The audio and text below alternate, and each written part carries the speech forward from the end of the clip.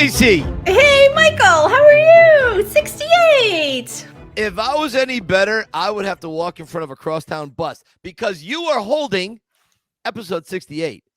Yes. And do you know why the number 68 is so significant to me? 68. You were born in 68? Give that girl a cigar. That's Yay! right. I was born in 1968. Nice. And I'm thinking this episode might be pretty good, a pretty good one to remember in the books. We got a great guest coming on pretty soon, and this guy has done it all. He really, really has. And yeah, I'm up for a challenge. Apparently, our guest has been unhappy with the way I've pronounced his last name. Oh, yeah, it's been a thing for decades now. And okay. So you know the actor Ricardo Montalbano? Yes. Well, our guest today is Tony Montalbano. Oh, yes. Montalbano. Yes. So I promised him I was going to get his name right because he has an L in there. So I used to always say Montalbano, and he would always correct me wherever we were. And I understand that because most people, including Sylvester Stallone, say my last name wrong. Right. And it's Mike Kunda. Yeah. It's not an ooh. It's a It's like Clever Lang. Come on, Balboa. Kunda. Exactly.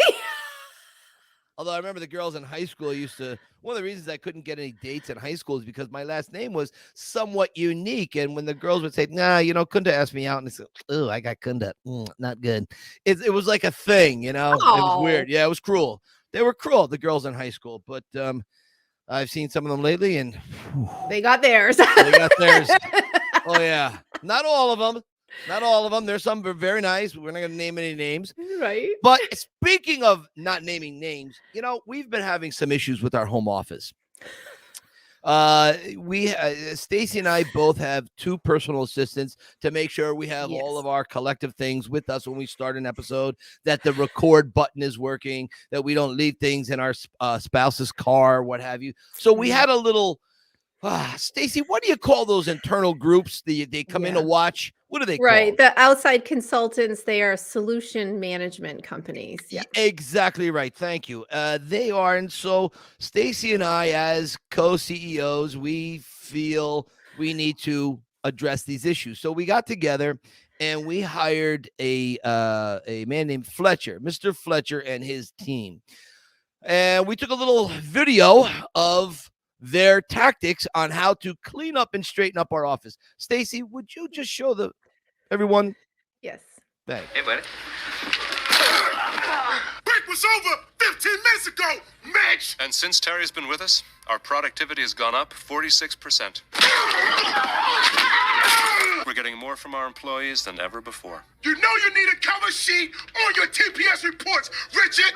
That ain't new, baby. Hey, Terry. Hey, Janice.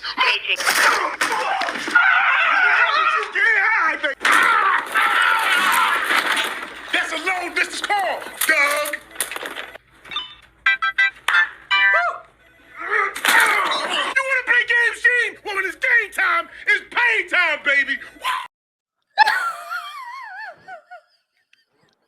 I'm never going to the home office again. Hi, Janet. Hi, Janet. Love that. So Doug. That individual, so Mr. Fletcher hired a ex-linebacker named Terry Tate, and Terry Tate goes to offices around the world, and he improves productivity. Yes. So they've been in line since, so they haven't had any mistakes. So they remembered to hit record today, so that was good. They did. So here's something that's funny. Sunday, I come home from a tour, and Sue was on a Zoom call with you. Yes. Mm-hmm. Uh-huh. Yeah. And it was a rather long Zoom call. It was. And when I came home, I was very hungry. There was no food fixed for me. My pillows were not propped on my chair, and the remote was not in the warm caddy. We have a little caddy. So it's nice. It's not too cold for my hand when I flip the channels. Right. Okay. Oh, well. Now, listen, I understand Sue works hard and she's entitled to take some time off, but it it got a little distracting. Anyways, it reminded me of a situation, and then we're going to talk a little bit more about this. It reminded me of a situation that occurred on Seinfeld many years back. Would you just play this video for people who are maybe young, haven't seen Seinfeld before? You'll understand what I'm talking about. Why don't you ask Susan? George is Susan? Yeah. Yeah, why not Susan? I should be friends with Susan. Of course! Susan! So if you know that, what did you tell Elaine for? I didn't know. Kramer told me about the worlds. You couldn't figure out the world's theory for yourself? It's just common sense. Anybody knows you gotta keep your worlds apart. She's the only girl in the whole world. Why can't you find your own girl? I like her. You see? You see? See what I'm talking about? It's all just slipping away. Idea of the magnitude of this thing. If she is allowed to infiltrate this world, then George Costanza, as you know him, ceases to exist. You see, right now, I have relationship George, but there is also independent George. That's the George you know, the George you grew up with.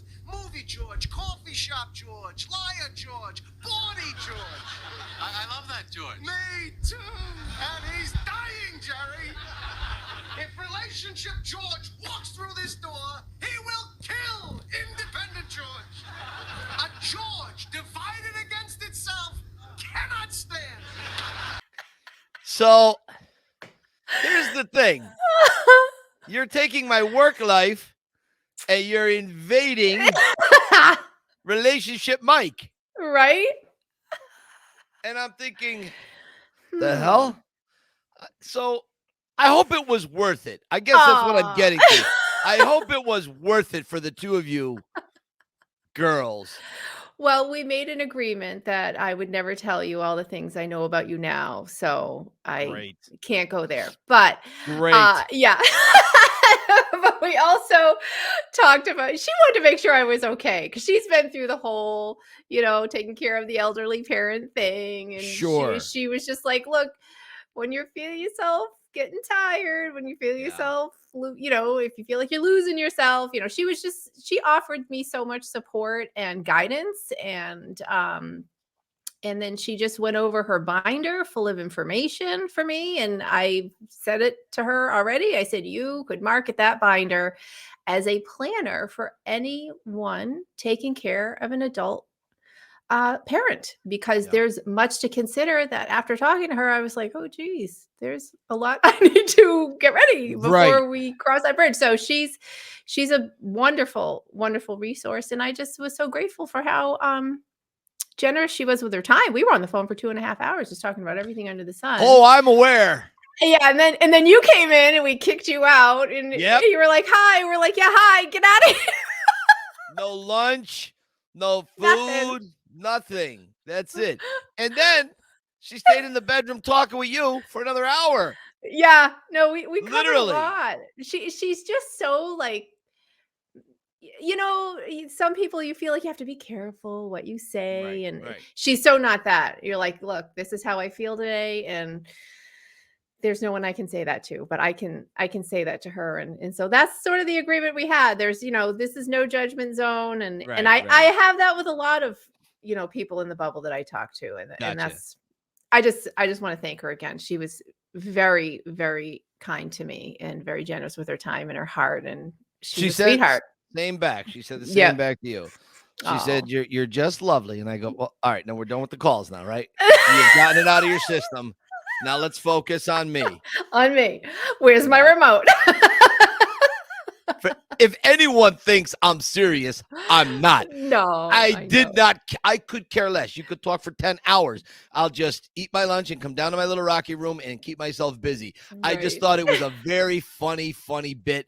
It was very much like the Seinfeld thing. And I hope, that YouTube doesn't get mad at us for using Seinfeld.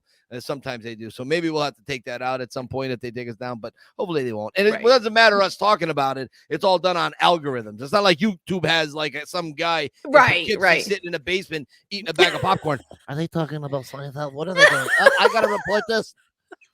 Immediately. Right. And Terry Tate will come through and take me out.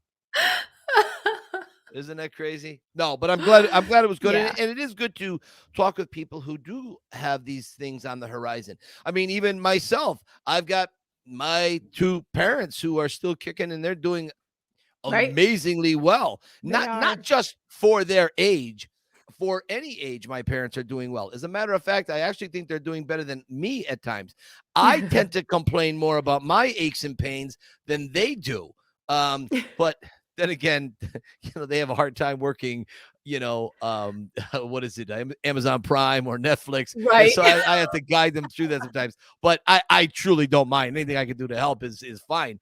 But I'll even say, it can be difficult working those Amazon Prime and Netflix accounts because they're changing up the graphics on it and so on. It gets kind of confusing.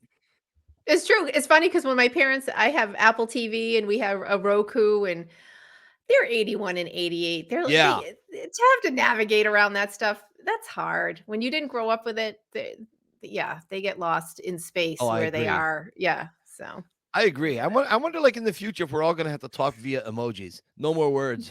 It's just emojis. Are we all getting chips soon or something? You're right. I know. I could see my father trying to talk to me about something, and he'd send me like an eggplant, and then a rose, and then like a bird, and then like a beer mug or something. Like, Dad, what are you trying to say here? And that's like the way of the future, I know. But talking about some weird, sad stuff, there are some developments with Mighty Mick's Gym in Kensington. There are some big changes afoot, but not all of it's bad. So most of you guys know that Mighty Mick's Gym, the building that they use for the exterior shots in the Rockies, is being turned into loft apartments, and the first floor is going to be a retail space. So they're really working hard at it now. As a matter of fact, here is a picture of it currently. Do you have that upshot with where all the I think you know what one I'm talking about. Let's that one. There you go. Okay. So there you go. You can see right there where those 2x4s are above the main door, second floor. That was where Mighty Mick's poster was. Now, there was 2 giant pieces of red plywood hung there in 1975 by the studio. And over the years, they faded. They've gotten beaten up simply by the weather. And one on the right-hand side fell off. And so now there was only like maybe slightly more than a quarter piece left. And that would be, right there. So there you go. You can see that it doesn't look like it's that big, but it's about 6 foot long by 4 feet wide. It is a huge piece. And I know that because I took it and put it in the back of my van, and I had to flatten the seat. It was insane. Okay, you'll notice the red piece of plywood that used to hold Mickey's poster is gone.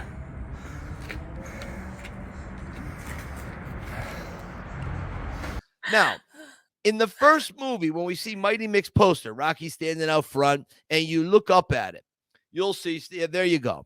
So that's the original Mick's poster, and that was on canvas. And they unrolled that, and they put it over those 2 big pieces of plywood. And then they used nails and staples to hold it in there. Now, I don't know whatever happened to the original. There you go. That's a close-up of Mighty Mick's poster, or a close-up rendering of it.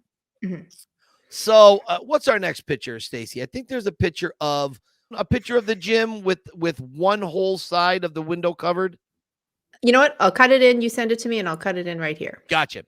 So anyways, that had stayed there for the last 3 years or so. And you could see the nails in it. You could see the painted borders that they had painted around the movie posters and so on.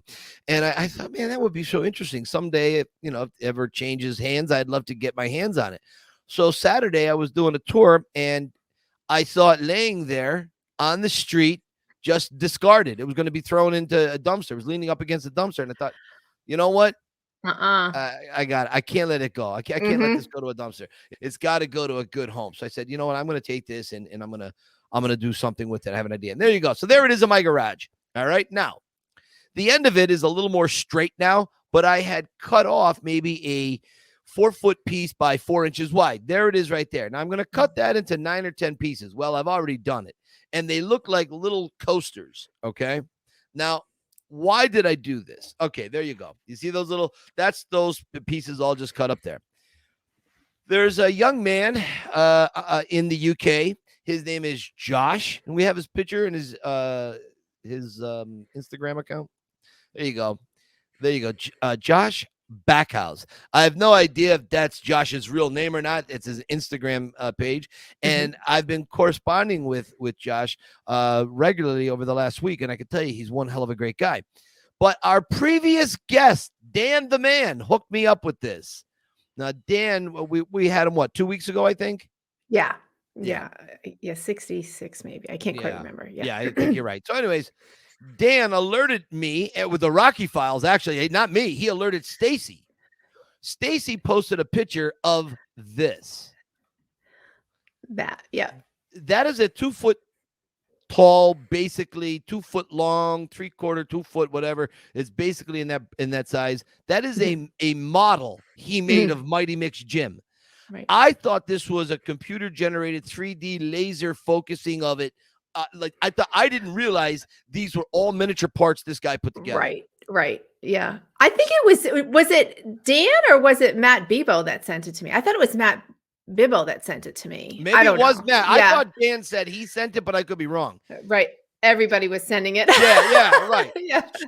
So Dan contacts me and he goes, "Can you believe this?" I go, "This is amazing." Yeah. And he told me the price that he paid for it. And I go, that is maybe one of the best prices I've ever seen for something like that. And right away, I said, I have to contact this guy.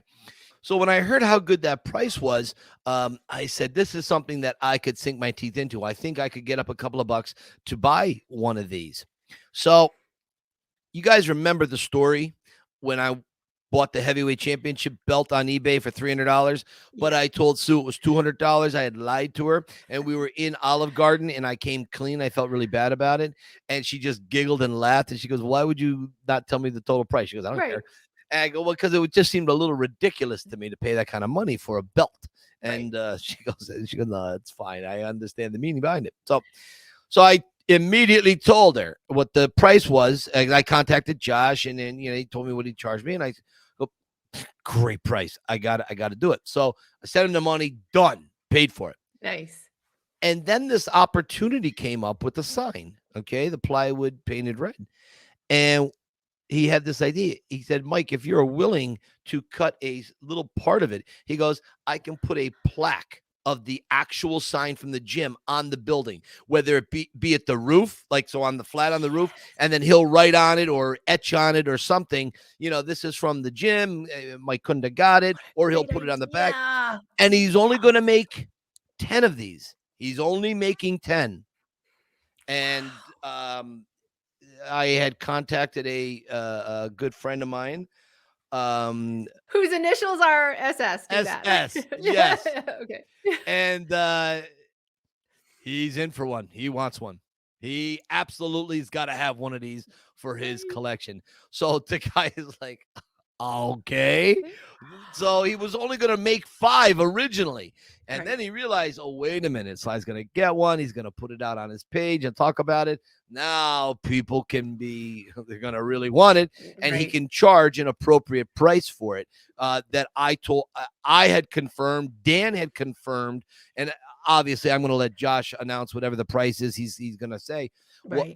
But whatever the price is, I can tell you it is a fair price for what you're going to get. I've seen other Mickey gyms online, and I almost bought 1 or 2, but I didn't. For whatever reasons, I didn't. And they are nowhere near as good as this one. This one is spectacular. So anyways, you guys can give Josh a holler on Instagram, and he can check in, and I'm sure he'll get back to you guys if you're interested in one of those with an actual piece of Mickey's board on it. So I thought that was kind of cool. That's genius. I love that. Yeah. That's pretty cool. Yeah, That it is is. very cool. So, some very cool posts. And I'm a big coffee person. So, when I saw Okay. this, so I'm going to have to bribe our audience. So, here is GoPuff Tiger Eye coffee. And Okay. the flavors are what? Iced coffee mocha, iced coconut latte, and iced coffee latte. So I go right to the website and they don't deliver to Tennessee. So I'm like, damn it. So I need someone to order me some to them and then turn around and ship it to me and I'll pay for the whole Right. thing. But I do want to taste it because people have wine tastings. I literally have coffee tastings. So So you do like that cold coffee? oh yeah, I love yeah. it. I mean, I do my own cold brew at home. I make some every single day and I sip on that all day. So Oh, yeah. all right. Yeah. And yeah, so there was a couple cool pictures of him and you So can what go is- back what to is- the post. Yeah, what Yeah. does he say here? Describe Tiger Eye in 3 words. 3 Strong, words. exciting, mood lifting. Mood lifting. And What's his his favorite is coconut. And this And was funny. Which ahead, what's Rocky that one character say? which Rocky character do you most identify with? Rocky, we look alike. All right. And then which Stallone family member is the most grumpy pre-coffee? Sistine. And then in my glasses, what does that last one say? Let's be honest. How many times do you actually hit snooze in the morning? He said 33 or more. So these are cute little questions. They did this with Scarlett and with Sophia and There you go. Sistine. So you can their answers are quite funny. They're cute. They're cute. So Well, go check out the post. Look for where you can buy Tiger Eye coffee, and please send Stacy like a case. Yeah. Send her a mixed case if you can. Yeah. I would love at least 2 of each flavor, but yeah, whatever the shipping is, whatever the product price is, the shipping is, and then shipping to Tennessee, I will be grateful. So I'll cover it. Okay, so hey Stace, listen, we got a great guest today. Now, we screwed up on the times. Yes, we did. Well, we did and we didn't. Here's the thing. The UK is 5 hours ahead of us. There's no doubt about that. But there's a little layover of about a month, about 3.5 weeks or a month, where the UK is only 4 hours ahead of us because of our time change difference. And you and I dropped the ball on that. Okay, so we'll take that up with Terry Tate at the end of the show. All right. Our office linebacker, Terry Tate. But our guest is here now. And this is a guy that I've known for a very, very long time. We started off as pen pals, really. Back in the old days with, writing a letter to each other. Well, on a chat, well, not a letter, but in a chat room, and learned an awful lot about him. And he's an amazingly gifted, talented man. He really is. He's got the guy could take a rock and throw it in any direction and have a career, anything he wanted. Yeah. And the funny thing is, I've always pronounced Tony's name wrong. And I understand the sensitivity of that because people always say my name wrong. Mike Kunda, right? I mentioned that earlier. Right. Well, Tony's name is Tony Montalbano. And I used to say, because there's an L in there, Montalbano, because I don't know. It just looks tongue-tied. Like yeah, I get all tongue-tied, right? Anyways, Stacy, would you bring Tony in and show this handsome man off to everybody? Here he is. Oh, no, he's reading. Look at him, see? Oh, sorry, you disturbed me. We just happened. I'm reading it, Mike. I'm reading it. We just happened to catch him reading my beautiful book. Beautiful. Nice. We've got so much in common, Mike. I mean, as kids. Yeah. A tremendous amount in common. Tony, let's start off. What's your favorite Rocky? And there is no wrong answer. Clues. Rocky 4. Yeah. Now, it's not the best film of the lot, but that's the one that motivated me the most. Got it. I mean, that changed my life. So I did see Rocky 1 on video and Rocky 2.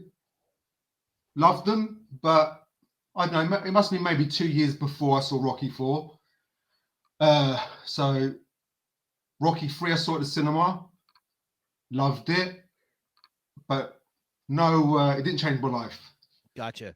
1985, Rocky 4 come out. Boom. Just wow. Yeah. All my friends, we were just wow, just blown away. So that's where I wanted to start training. to change my physique to look like his. Sure. Brought some weeder weights, plastic weights. Sure. Started training in my bedroom on the bed. I love it. Of course. Yeah, so that it started there, and it progressed through the years. I mean, back then, you know, no one was training. It was just me. Yeah. There was no social media to learn things. It was just like these bodybuilding magazines, which at the time they didn't tell you they were on steroids. Sure. So I had to educate myself.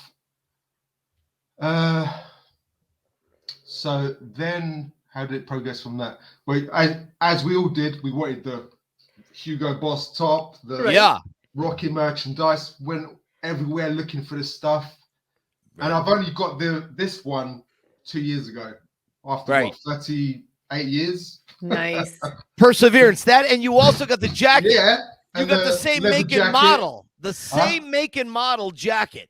Yeah. Wow. It's not like an imitation. Like this is the same company that made Stallone's for Rocky IV. It's got the same label, everything. It's crazy. And that was thanks to the what's it called? The auction they had.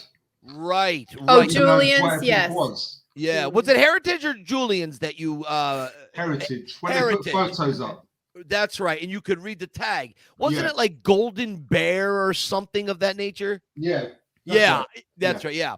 And so now I know it doesn't get like cold like it does here, but have you gotten a chance to wear it yet? I've worn it out once, but to be fair, it's not that comfortable. It's very heavy. Yeah. You can't move around in it. Right. I prefer something.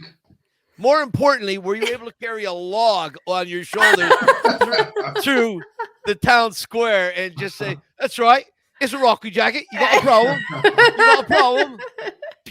And just knocked him out with the log. But it wasn't just for the Rocky stuff. It was all his films. Well, not all of them, but like Cobra, the glasses, the jacket, and the tops. You are a Stallone connoisseur. That really was one of the huge things that. That's why we were messaging each other a lot. Oh my God! Trying to find the right hat. Sure. For decades looking for these things, and it became something. I mean, I guess some people would see it's obsessive, but it wasn't so much. Crazy. I'm still doing it at 50. Same here. I'm still looking for the Kevin McAndrew hat. That's the type of hat. That's the maker of the original Rocky hat. It was Kevin McAndrew. All right, that's new to me. Yeah, so I'm always looking for Kevin McAndrew hats. Some guy bought one, and he sent me pictures of it. He bought it. A guy had it in a hat box in his garage. He didn't know what he had. He bought it for $50. It was as if when Stallone's hat was made, the person that bought it then wore it for all that time. Then they put it into a charity store, and then Stallone found it years later. Well, if that hat was on the shelf, there was another hat next to it. This guy had the hat that was next to it on the shelf, and he bought it, and he had it in his garage all this time. And the guy showed me the pictures. So I got to send you the pictures, Tony. You'll That's my next eBay search. Oh, Kevin McAndrew is. I'm telling you, eBay is amazing. I mean, even Reddit's another one, isn't it? Where you could do a lot of searches. Which one? Reddit. I've not been on there. I've heard of it. Yeah. I've only heard of it. Yeah.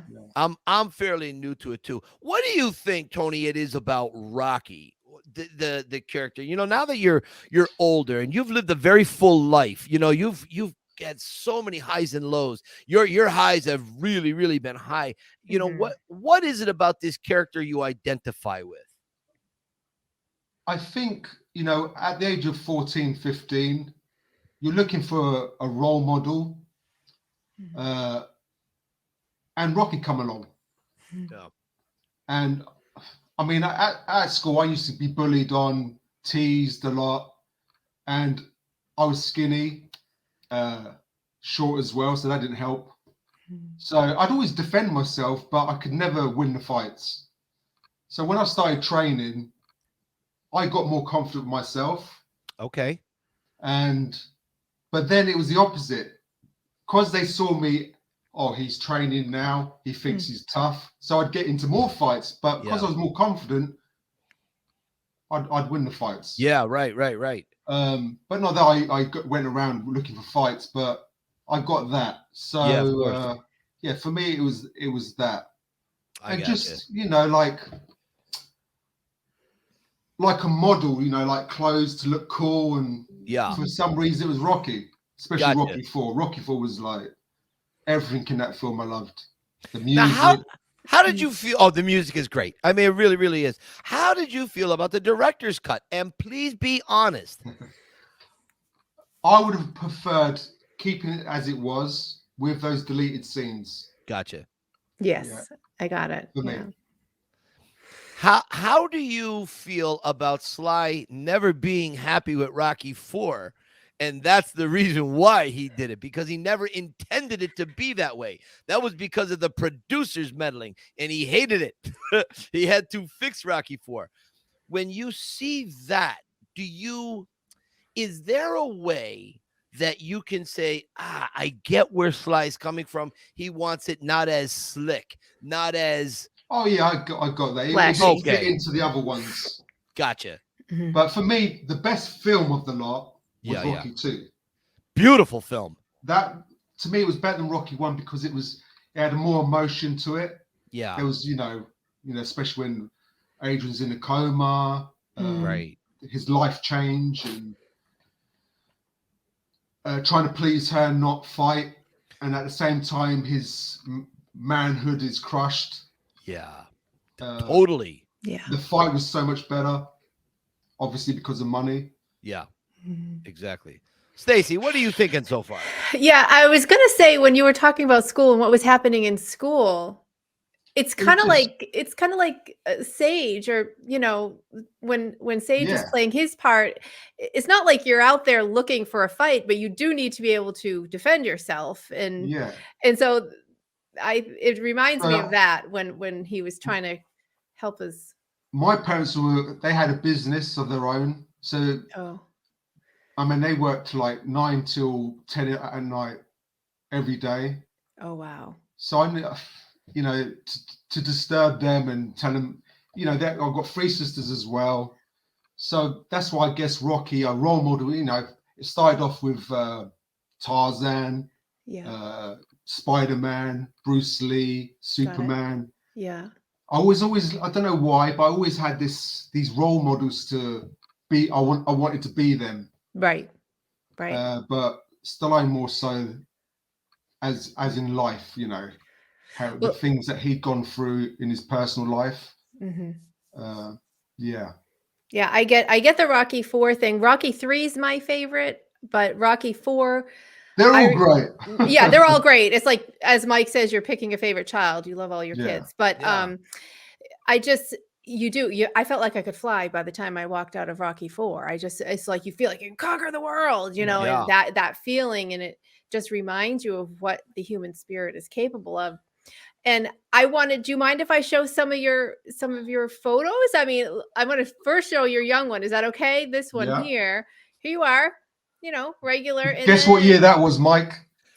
I have. Oh yeah, Cobra. Look at those Yeah. glasses. Man. Yeah. I've probably been training a year.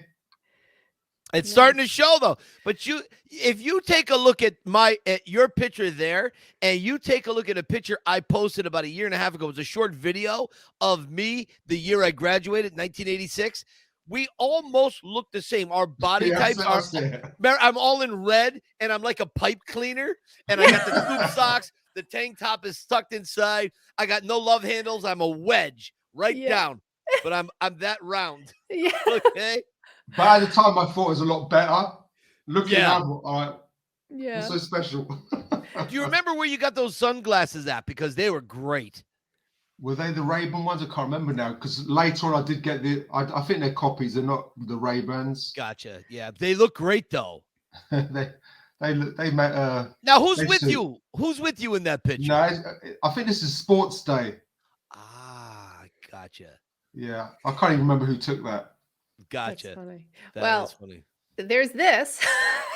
Bit of a change there. Yeah. Bit of a change. Now, Tony, let's talk about this for a minute, because this was something that just impressed the hell out of me. You won several titles, and one of them being All Natural. And that is something that it just impresses the hell out of me. Now, anyone who is taking time, I mean, look at that. There you go.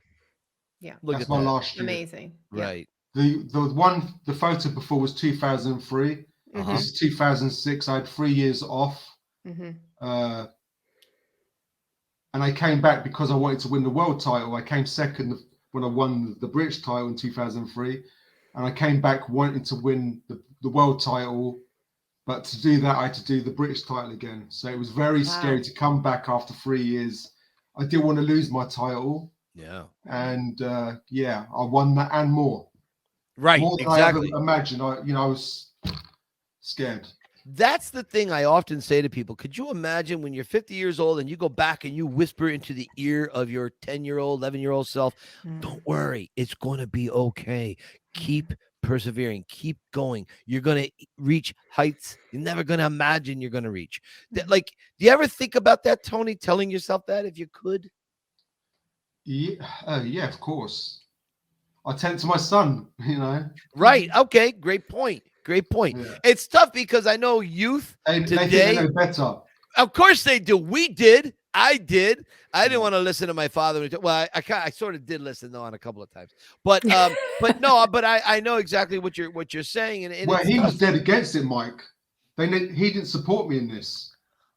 Your dad? Yeah, my father. Right. I mean, even when I started training, he was like, "Why are you wasting your time on your energy on this when you could be working in a shop?" Yeah.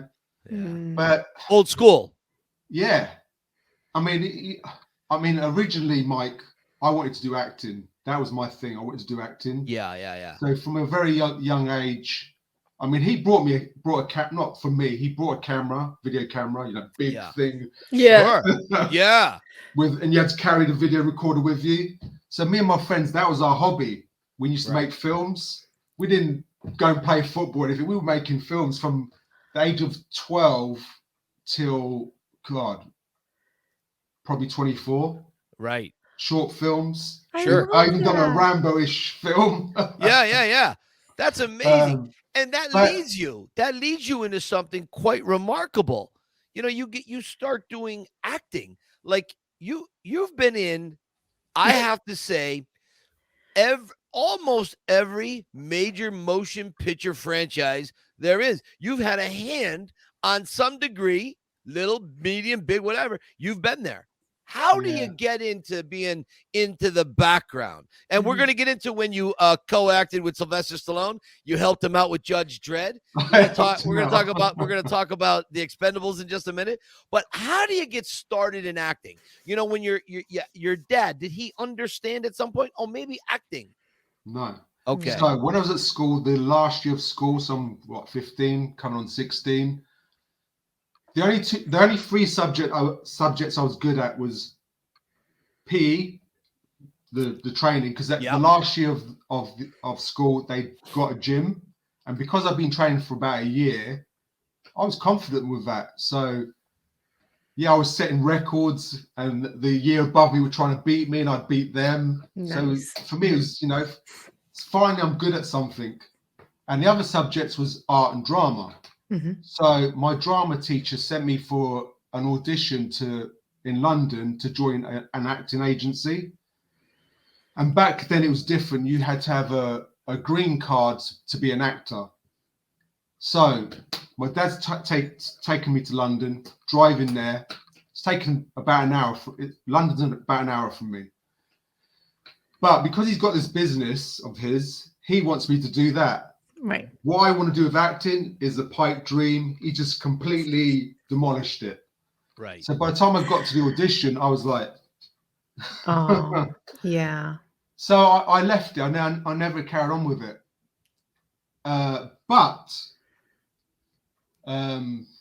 So 94, around the time I'd done Judge Dredd, I was working in a gymnasium. And, I'd done many different jobs I didn't like. And then finally I found the thing I really loved. This is a long story. That's okay. We want to hear it. And we have the time. So I started working in this gym, and I started thinking about having my own gym. And, I worked there for about almost 2 years. And Judge Dredd came out, and I had a date with my girlfriend at the time to go and see it. So you can imagine how excited I am to see it. Sure. But the guy who was meant to take over my shift was late, Okay. so which made me late. So I'm driving fast to get home, and I overtook a car. Range Rover coming my way, couldn't get back in time. Boom. Oh my I got out of the car thinking I was all right, but I saw a little girl in the back of the car. So I got out to see if she was all right, just dropped to the floor. Didn't realise I broke my leg in 3 places. Next thing I know, I'm in an ambulance. Next moment, I'm in the hospital, because I've just gone out. And my girlfriend at the time was crying her eyes out. And yeah, I was there for about a week. Wow. Then I was in bed for about 3 months with a broken leg in plaster. And that's when I started thinking about opening a gym. Gotcha. Now, my mother was like dead against it. She didn't think it worked. But my father, he was like, no, give him a chance. Because they had a premises that was empty. Okay. Small place, but it was good to start off with. So he's all up for this. Let me ask you this. Do you think your dad was a little more positive with this? Because for sure. brick and mortar, he could It's see real. it. It's It's real. He could grab the building, right? Yeah. It's a place you can go. Okay. So we started on that with the insurance money from the car, blah blah. I started it off with their help, and I only started off with like 16 pieces of equipment, and it grew. But that's what led me to bodybuilding. So one of my clients, he said to me, Tony, you should compete. And I'm like, no way. I'm not standing on the stage in my pants. But the big inspiration for me was the Rambo picture of Stallone in the gym in Santa Monica with The his red shorts. Yeah, the red I shorts. always wanted to look like that. The abs. I mean, you can Yeah. get the muscles, but getting the abs. Yeah. So I thought, yeah, I'm going to do this, and it'll be good for the gym to tell clients what it's all about if they want to do it. Sure. But I competed. I came third. I had my family support. My father was there. Yeah.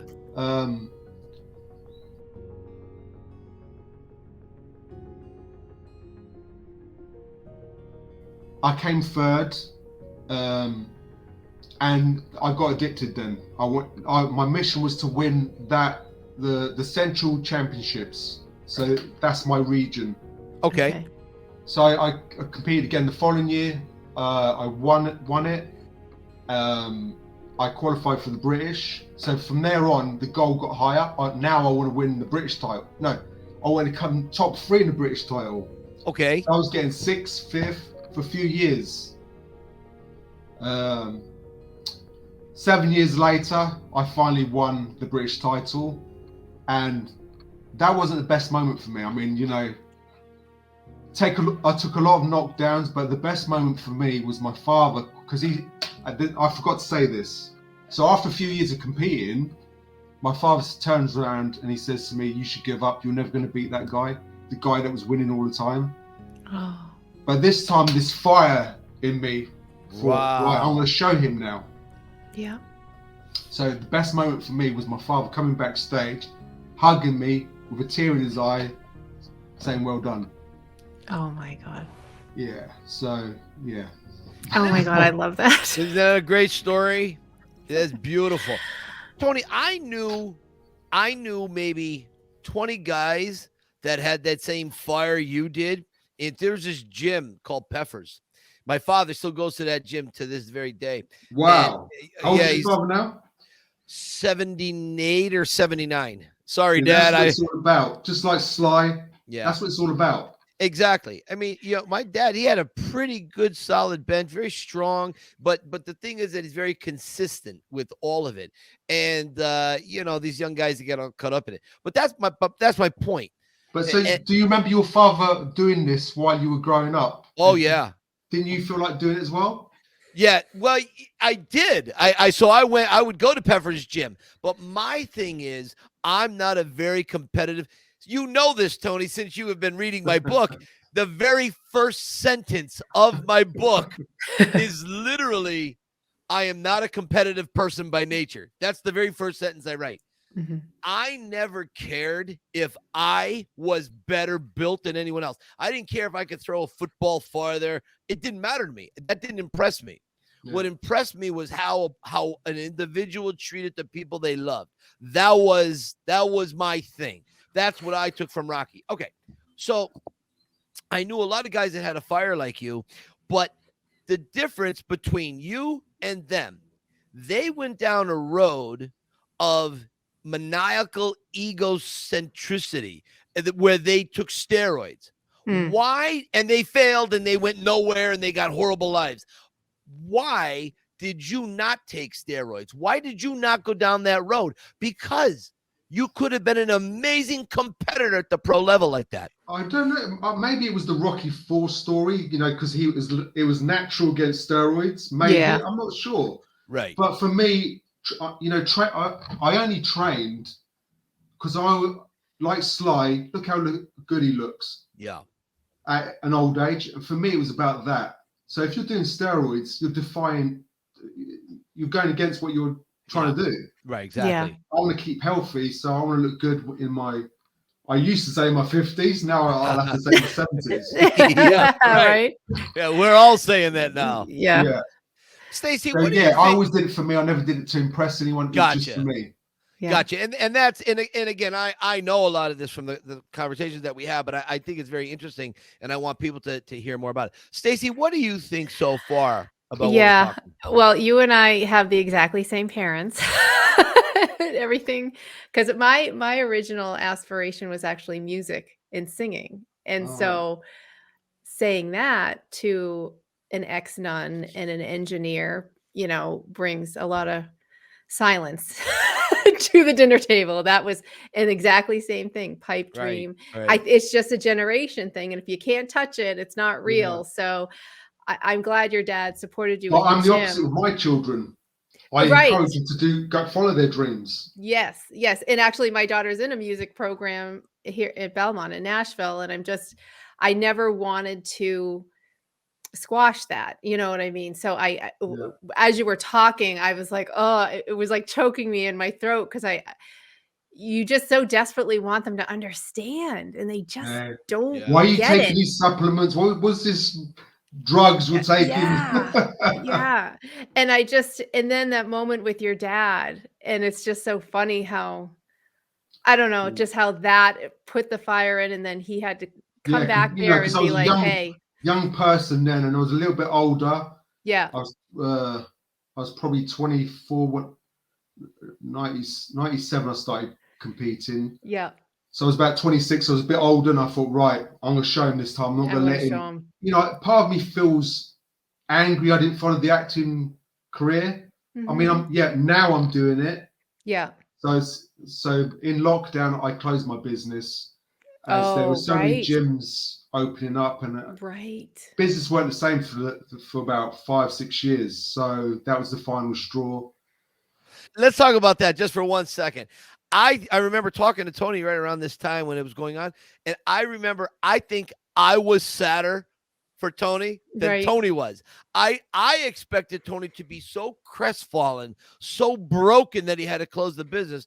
And I'm sure it bothered you, but you came across to me as like, it's not what it was, Mike, and it was time to move on. That was the type of vibe I was getting from you. Yeah. And then I realized, man, you're really killing it, with the acting and doing all of that. When you decide to close the gym, is there a goodbye party? Is there a bunch of guys coming in for drinks? Lockdown. It's lockdown. Oh, right. Yeah. And that's what made it easier for me to do it. So 2006, I achieved my goals, British champion, world champion. Then it was like, what am I going to do now? I need something. I mean, the gym, I was there 12 hours a day. I did it for 25 years. But I needed something else rather than, because my ex-wife wasn't happy me competing. Mm-hmm. That's another story. But I need something else just luck. A friend of mine said, we need some extras for a job local. Do you want to do it? Okay. And going back to Judge Dredd. So Judge Dredd was 94, 95 open gym. So I'd done a couple of jobs then. and then I opened my gym, so I closed the door on that, and then it was the bodybuilding. So for 10 years I was competing, and then I need something else. So yeah, I started doing the background work on the side of the gym, just to break up the, it's long days. Yeah. So I was doing that from 2008, I think it was, till I closed the gym in 2020. When you get Judge Dredd, like, when do you stop giggling and laughing and start pinching yourself? Mike, you know me, I make things happen. So it didn't happen like that. Yeah, but So- you got it, though. And this is a great story. So how did Yeah. you get Judge Dredd? So 1993 was the opening of Planet Hollywood in London. The first time I get to see Sly. So I went there with my sister, my cousin. We're opposite the road where Planet Hollywood is. You see all these big actors walk in. They wave to the crowd. Great. Saw Christopher Reeve. That, for me, he was another Amazing. Wow. inspiration. Anyway, Sly comes along after Arnold and Bruce. He jumps over the barricade, goes up to the fans, completely different to the rest. There's one thing I'll say about Sly. He loves his fans. Mhm. He's always gone that extra special mile for them. I didn't get to sit near him, but that's what he did. And the security went crazy and they pulled him back. Anyway, when that finished, it was late and my sister and my cousin gone home. But my uncle lives in London, so I stayed with him. The next morning I left with a taxi, and the taxi driver, what you been up to in London then? And I said, I just went to the Planet Hollywood opening. Oh, Sly's staying at Dorchester. Take me there. I want to meet this guy. Great. So when I get there, there's one guy. We start talking. He's a big Sly fan. And by the time Sly's come out, there's quite a bit of a crowd. Yeah. But Sly came up to me. We shook hands. He signed my autograph book. And that was that. But me and this guy, he was a background artist. And he was working on Judge Dredd. So, back then it was no social media. So we were writing to each other. I'd send my pictures, copies to him, and he'd send me his copies. No, then he tells me he's on Judge Dredd. So he says, why don't you come and see the film set? I said, is that possible? He goes, yeah. Nice. So early in the morning, like I had to leave here 3 o'clock in the morning to be there for 4:30, something like that. There was a coach load of us. We get there to Shepperton Studios, big queue of people. My friends disappeared. So I'm in this queue. I get up to the reception and they say, who are you with? I'm not with anyone. I've just hoped that you had some work for me. Oh, okay. If someone drops out, we'll give you a job. Okay. And that's exactly what happened. Wow. So it's the final scene in the film where he comes down the steps, and I was cheeky. So, they rehearse. I was put right in the background with my friend. But I noticed that where Sly was going to come down to the bike. Yes. So I moved myself over there. Yeah, here we go. We all look the same. And there I am. There he is. Look at that guy. All right. While we're here, let me just play this super, super quick. There you go. Hang on.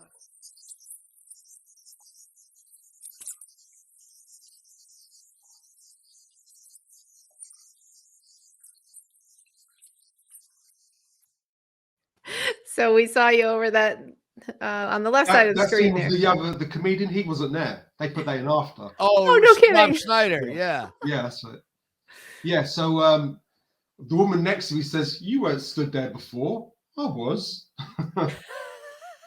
But that scene was like 3 minutes. It took a day and a half to film it. Crazy, isn't it? And Wow. when you see Sly ride off, that's not him. That's a stunt. A Stunt double. guy. Yeah. Yeah.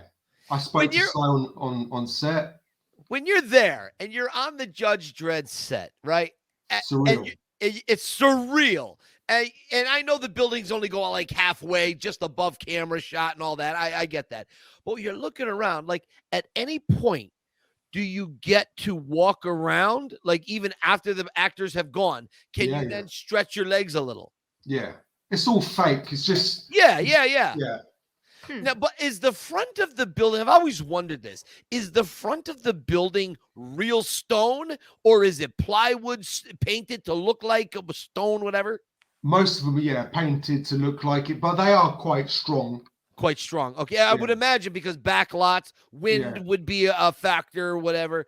Okay. I don't remember if I walked up those steps. Yeah. I mean, we're talking 94, but I remember walking around with my friends. Yeah. Yeah, it's funny, Stacy. This is such a funny thing. I got to tell you. So here we are picking Tony's brain about 1994 Judge Dredd, right? Yeah.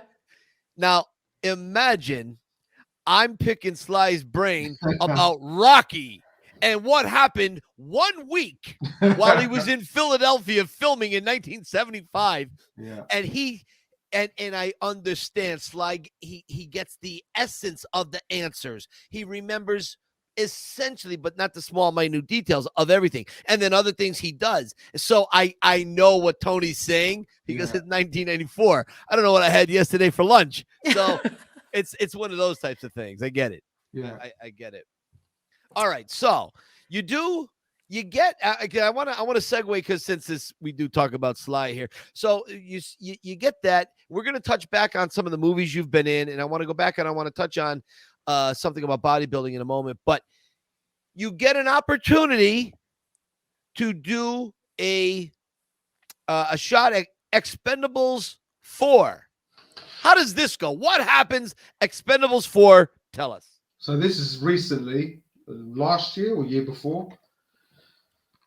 I get an email from my background agency, and they're asking me for a video of me acting out a scene at a bar. Someone's said something nasty to me at the bar, and I turn around and say a certain phrase, swearing phrase. Yeah. And I thought, for a background agency, that's unusual, very unusual. Mm-hmm. Normally, you don't know nothing about it until you get on set. All they want to know is, are you available, how you look, and that's it. They wanted a video. So I still don't know why that was, but I'm reading the email, and the title of the film is EX4. I'm like, what? And Sly recently on Instagram put a picture of his ring, the Expendables ring. Yeah. So it was quite obvious. Yeah, what it was. And I'd said to some people on set, are they doing Expendables at the moment? And they said, yeah. And it's a bit of a, well, I won't get into that, but yeah. But in the end, I didn't get it because, and one of my two stunt friends, stunt coordinator, told me who got it. They gave it to a guy. I didn't get it because I was too tall. I'm 5'5". I don't know how tall this guy is, but he was shorter than me and skinnier. Wow. Oh. Yeah. So I was like, wow. The first time in 12 years of me doing this acting gig. I'm too short. Expendables 4. Could you imagine that? But it's the fact that you get to rub elbows, because your career, you've done, you did one of the pirate movies. What one did you do? Pirates of the Caribbean. Oh, damn. I forget the name now. He's done so many movies, Stacy. He can't remember what Pirates of the Caribbean he's done. If you or I did Pirates of the Caribbean, I did Pirate Caribbean Part 3. I was on the bow, up top. Part 3, yeah, it was Part 3. yeah, Part 3. There you go. All right, Yeah. so you did that, and you can be seen in the movie. Second. 3 weeks filming, 3 weeks. 3 weeks. Running through ponds, and, it's the worst job I've ever done. Really? The worst one. The way they treated us. Oh. And you saw me for 1 second. But I got to meet Johnny Depp, and he was awesome. Of course he was. He's Johnny Depp. No, seriously, he was awesome. What's the movie you were in with Emma Thompson and Dustin Hoffman, and you wore the fedora and the I had to have that look. So explain this to us. How did you do your own look? So basically, they just say, "Can you bring a few outfits for the winter, dark colors?" And they decide whether they like it or not. And Okay. simple as that. So on a chance, you're like, listen, I don't know if they're going to like it. I'm going to bring the hat. I'm going to bring the coat. And if I get lucky, then I get to represent Rocky in my way. And what was that movie? Do you remember? Oh, man, you put me on the spot now. How do you not know this? I would be able to recite every movie I was ever in. Come on, man. Oh. All right. We're going to get that clip from you, or I'll find it on YouTube. Yeah. And we're going to put it right here because as Tony's walking by, you see Dustin Hoffman right there. It's crazy. Yeah. It's crazy, right? Now, you had a lovely conversation with one of the greats, Anthony Hopkins. Oh. What was that? Was one of my favorite stories. What was that like? Right. So we're eating lunch. We're on a coach eating lunch because we're at the Chelsea football stadium. We're filming a scene in their gym. Woody Allen film. So I got to be directed by Woody Allen, which was wow, you know. Oh, sure. But I knew Anthony Hopkins was in it because he was in the scene. But it came lunchtime. He gets on our coach. He's got his own. I don't know if he had a room or what, but he gets on our coach and he sat opposite me there. And I'm like, me and my friend were looking at each other thinking, what's he doing here? He puts his hand over. Hi, Tony Hopkins, pleased to meet you. We know who you are. You have to introduce yourself. Well, you never know. So we got talking. He was interested in us, what we do as essays, blah, blah. Surely he knows that. But I think you just try and make conversation. Sure. Then I said to him, do you mind having a picture? But on set, we're not allowed to do this. So when I do this, it's always away from the director's work, etc. So my friend quickly took the picture and I put it away. He goes, you're not going to look at it and check it out? He looks at it, take another one. Took another one. So we carry on conversing. He gets off. Anyway, nice to talk to you. Speak to you later. The next day was a beautiful day. We'd just eaten lunch. We're sat outside and Tony comes on. He's come on late. So there's a load of us. I'm sat there. He comes over to me. Hi, Tony, how are you? In front of everyone. And they're like, oh, Tony now, is it? Nice. That was awesome, yeah. Wow. But that's phenomenal. He got on the coach and I brought some DVDs for him to sign. Yeah, back in DVD time. Yeah, right. He signed that for me. He was talking about his surprise birthday at Graceland. He's a big Elvis fan. I didn't know that. I think it was at his 60th. Right. But yeah, he was great. He signed my Elephant Man DVD. Oh, did he really? Yeah, that was the first film I remember seeing of his. Gotcha. Wow. But he was so great. He's amazing. Yes. Didn't you have a run-in with Tony Soprano at some point? Yeah. All right. Tell us about that. Before he died. Isn't that amazing? Yeah. And he was with another actor, I forget his name now. But I didn't know who he was at the time. Gotcha. So I asked for a photo and Mark, oh damn. Mark Strong. Okay. You know who he is? No clue. I can't even tell you what films he's been in, but he's been in a lot of big films. I'll take your word for it. He took the picture and I knew he was in the scene. So just to be polite, I had a picture of him after. Mm-hmm. But James was great. And what movie was this? This is unbelievable. This is unbelievable. You've been so... All right. How about the Muppet movie? Can you remember the name of the Muppet movie you were in? The Muppet Show. That's another Sylvester. It was the first one that they made. Oh, I gotcha. Yeah. You were in a theater scene or was it a street scene? Theater scene. Yeah. See, I know more about your career than you do. I remember these things that you told me because I was so impressed. I was so blown away by it. Now, you made now here's something I have to admit I don't recall. Did you make it into one of the Star Wars or no? No. No, in one of the The spin-offs? one franchise I really wanted to be in. Yeah. So I always got the emails, are you available for this? And they never tell you what it is. They give it secret Sure, titles. of course. But from people I know who are working on the set, they tell me what it is. I gotcha. And I never got them. The one I did, they said, are you available tomorrow to film? I was in Sicily. Oh, were you? Yeah. And I was like, wow. So no, I never got to do a Star Wars. I know that feeling. I was supposed to be in a Super Bowl commercial with Stallone for along with, like, Oh yeah, I know, we know. The whole Marco thing, and I couldn't do it because that's when Sue was going for her pre-sign-in for the brain surgery. Yeah. And so she was more upset that she was causing me to miss that. And so, of course, being the jerk that I am, I was really giving it to her because it was funny. Your time will come, Mike. Yeah, it happens for a reason. It does. Yeah. And I kept teasing her, and I go, we're driving out to Hershey, and I'm like, I can't believe I have to come here with you on this. I can't believe you can't come to your brain surgery appointment by yourself.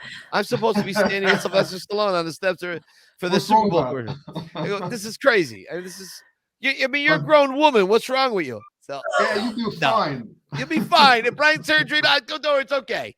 No, the one franchise I was in that I wanted to be in was Superman. Mm.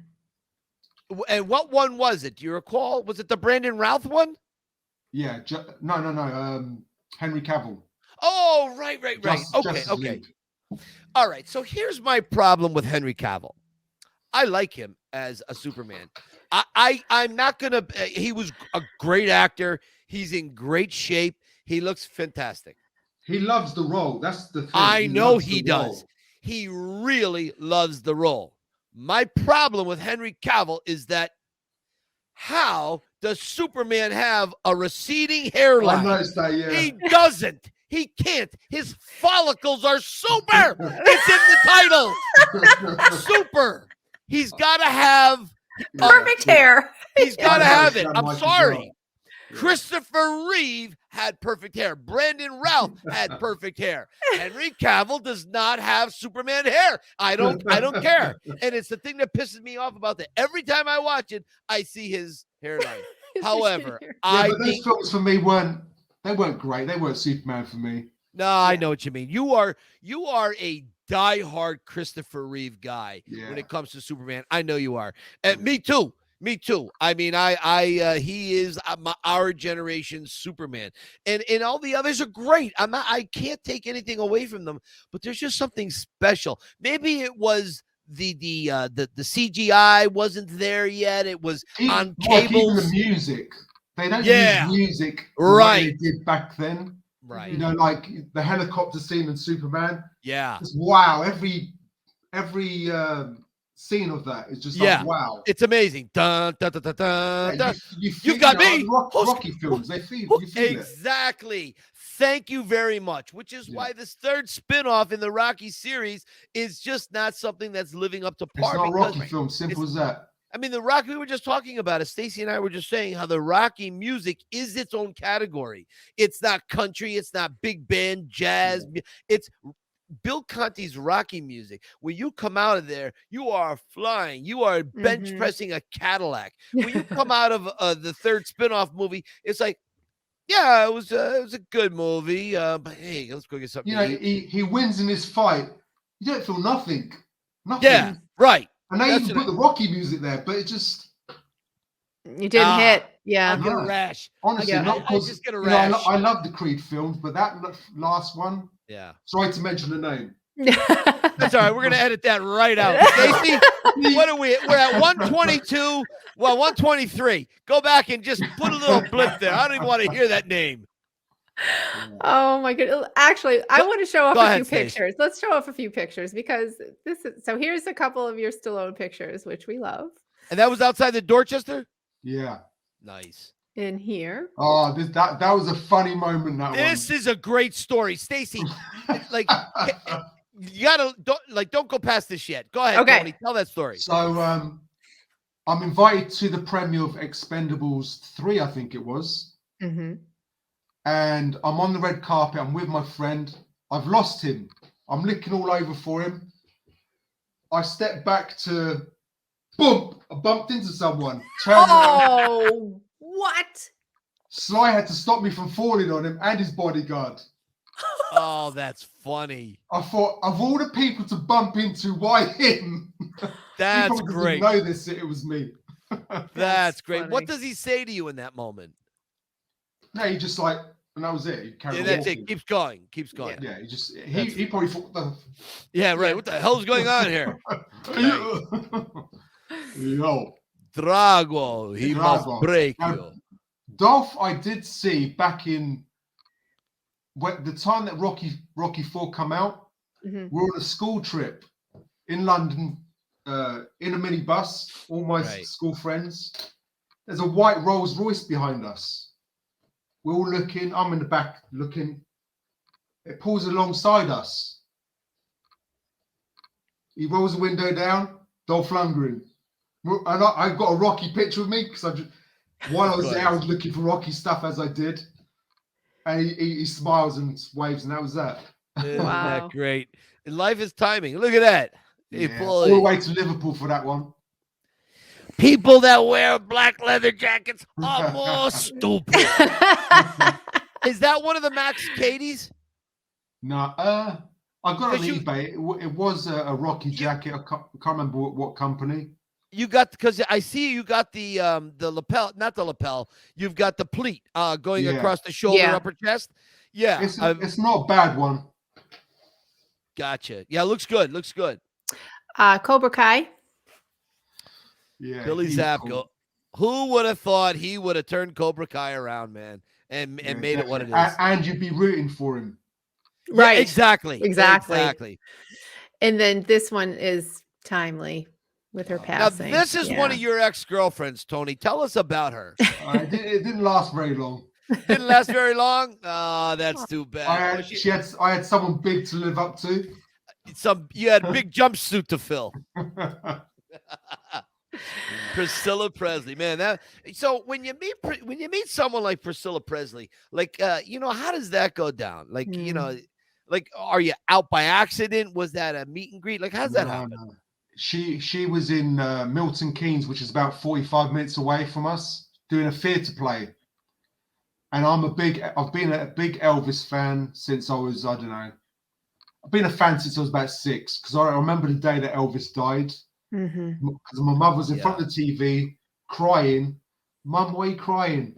The best singer in the world died. So ever since, I've always loved his music.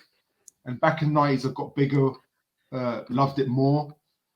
And then 2000, I took my parents for a surprise holiday to Graceland.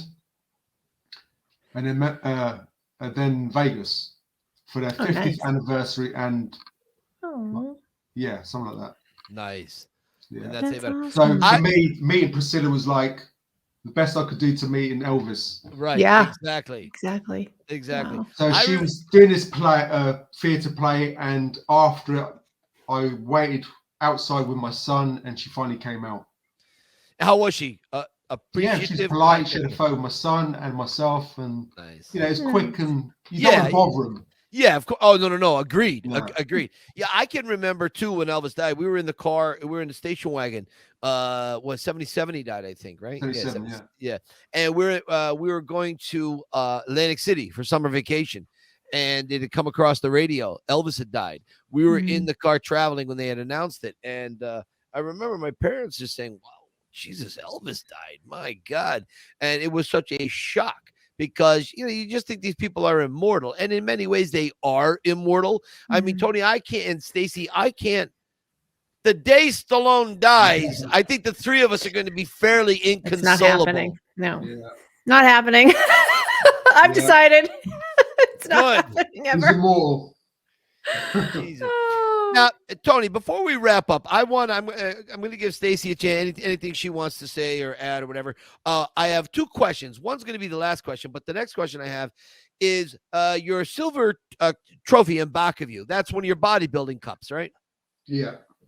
When you're on stage and you're holding that and there are people staring at you and you're in your little tiny pants and you're standing there, what goes through your mind? What is, and you're there probably what, 5, 10, 15 minutes with the cup, whatever. What is that? What are you thinking? I finally achieved my goal, I always believed I could do it. And, a lot of people were being negative around me. Yeah. But I had to see this through.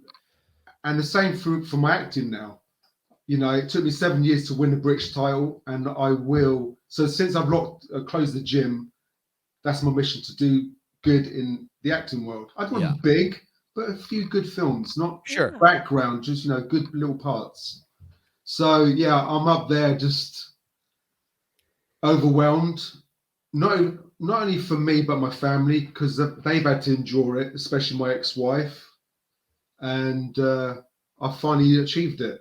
Yeah, that's remarkable. But the difference between, when I stepped on that stage that year, it was like, I'm going to do this. Yeah. All I saw was me winning. Yeah. And when they're announcing it, all I could hear was, I'm the winner. Yeah. Wow. Was that the video you sent us with Eye of the Tiger in the background? Because I have it.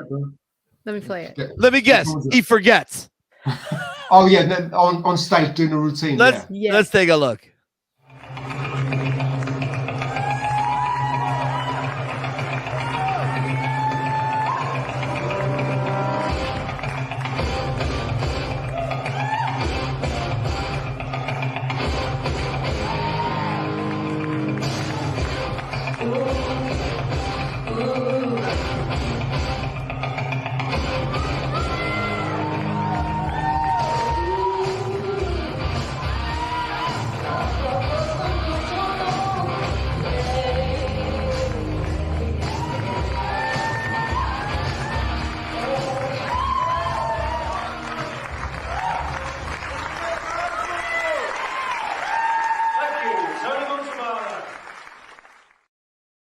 Nice. See, not bad. I just realized both times I won it, I had Rocky music going. Oh, really? Yeah. Your good luck. What were some of your other songs that you posed to? Oh, Braveheart. Yeah, I know you forget. Oh, Braveheart. Braveheart, remember? Yeah, nice. I can't remember the rest. I mean, I've done over 30 shows. Right.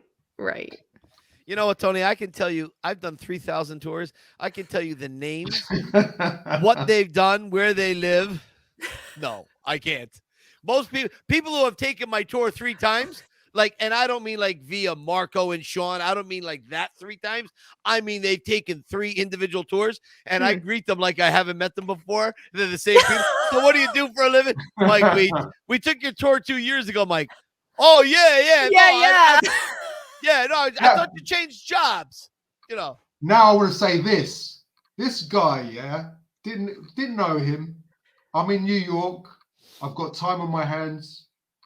I message him. I remember seeing on a certain forum that he knew the Rocky locations. So I messaged him. I can't remember whether was it on that page or email. I can't remember now. Yeah. He gives me his number, call him. Have you got time? Yeah, come down. He tells me how to do it. I go down. Spent the whole day, him and Sue treat me like family, even invite me for their family meal after. Wow. That's how good this guy is. And I'll never forget it. We had the best time. Honestly, but this is before he was doing the tours as a living. Yeah. And I was filming it for myself because, I'm at the Rocky locations. But Mike was like, it was like I was with Rocky. You squinted your eyes and you think, this is Rocky. Yeah. And I was blown away. So I put a video together. I put it on YouTube just to show everyone. Yeah. Go with Mike and on these tours. Nice. That's actually what I was. I'll never forget that, Mike. Oh. That's what I was going to lead into because you sent me a bunch of pictures and I took a bunch more. And I love this photo of you two here. This is great. Yeah, that was. I think that was 2 years ago, right? The tour. Last year. Yeah, last year. Yeah. That's right.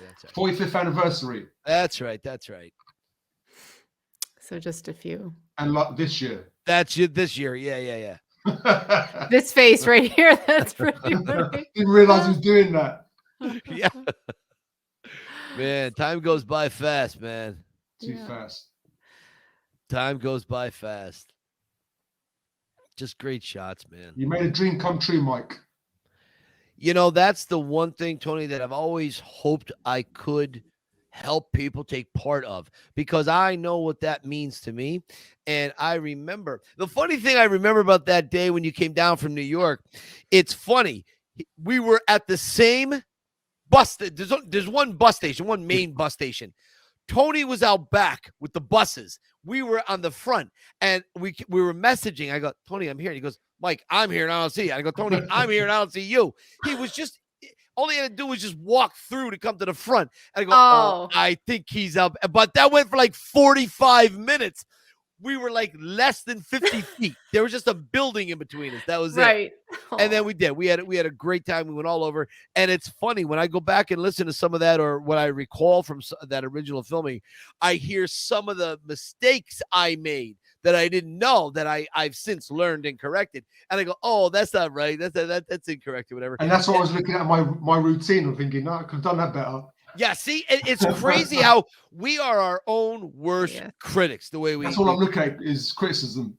Always. We've experienced. But the other thing I learned is I was in a not so happy marriage. Okay. And Mike and Sue, just how Sue was supporting what he does. Yeah. Oh yeah. Made me realize what I'm not happy in my relationship. Yeah. Mm-hmm. And not long after we divorced. Mm-hmm. Not my I didn't want that, but she wasn't in love. Yeah, it's the way it played out. It's funny, when I was talking to Sue, she talked about the premiere of The Pretender, and there was a couple women who walked up to her and said, like, like a backhanded compliment almost, and I don't know how you've done this these years, and Sue was like, what does that mean? Exactly. It's no problem for her. It's just like, it's normal. Right. And I just support your husband. And that's what made me sad. I'm like, oh, what did she put up with? A guy not selling out? You know what I'm saying? And sticking to what he really wanted? Is that what she put up with? Yeah. Those were the people. Mike and Sue walking away, and I was sat there very sad thinking, what am I doing in this marriage? Yeah. Yeah, I know we had talked about that. Stacy, those were some of the females who had gone to high school with me. When we had the Pretender show in Scranton, that they had showed up, and some of them were so sweet and so nice. There were 2 or 3 that really were, I thought, friends of mine from childhood, and then there were others who were very judgmental, and so, but at least they showed up. None of the guys showed up that I went to school with. None of them. They all hated me with such a passion. Stacy, before we let Tony get out of here, is there anything else we missed you want to talk about, you want to bring up before we let him go? I just want to thank you. I mean, we are our own worst critic, because I'm looking at everything you've done and I'm like, wow, he's done so much. To me, you've done so much. You've been in all these movies. You've, created the body you wanted to have. You had your gym. It's like you have something in your mind and you've done it. It's just, you should be proud of yourself. Yeah, you definitely are a doer. And so I'm really excited now that you have, this acting bug. I have no doubt we're going to have more to talk about, and whatever you are able to accomplish. If you got a little part for me, right? You got to send him your sizzle reel. Yeah. You're great. Stacy, could you imagine him coming back in like a year, 2 years with a BAFTA? Like, that'd be incredible. Mike, me and you together, Creed 4. Let's do it. Let's do it. Yes. Come on, Sly, you can do it for us. We'll be the assassins. Exactly. We'll be like assassins that go to take Adonis out. Yeah. Tony, so you're in an elevator with Sylvester Stallone. You've got 30 seconds.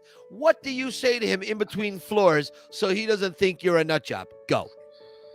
Sly, I just want to thank you for the Rocky films, the inspiration they gave me as a young kid and throughout life, because you've gone through some traumatic times in your life and you keep punching and you never focus on the bad, you always focus on the good. So thank you. Love it. You see, this is it. This is one of the things you can tell everything Tony's been through. He make it succinct. He can make it boom. There's a million words you want to say. There's a billion words you want to have with him, but you can't. You only have 30 seconds. So how do you sell it in the most sincere? Because he'll remember something like that. Tony, you exceeded my expectations, and I would like to have you back again talking about others. Stories and a part of your journey, because your journey's not over and you got more to say. So let's get you back here, buddy. Thank you, sir. Thank you, both of you. Thank you for the time. It was a pleasure. Our pleasure, buddy. Thank you, and you're welcome. Appreciate it. Stacy, until we Till see next Tony time. again, keep punching.